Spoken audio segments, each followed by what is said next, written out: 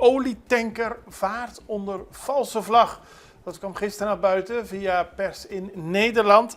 Daaruit kwam naar voren dat de olietanker, de MV Regina, die op 14 januari hier op Curaçao in Bullenbaai kwam en daar Venezolaanse olie vervoerde, die hier opgeslagen wordt, dat deze vaart onder een valse vlag, geen transponder had aanstaan en olie vervoerde terwijl het op de Amerikaanse sanctielijst staat.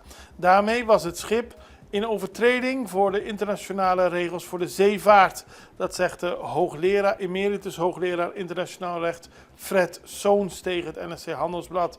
En hij benadrukt dat een schip met een valse vlag hoogst ongebruikelijk is en de risico's op technische mankementen, verzekerings- en milieuproblemen of onduidelijkheden over de lading zijn heel groot. Het had nooit Curaçao binnen mogen varen en daarmee het Koninkrijk der Nederlanden, al dus deze hoogleraar.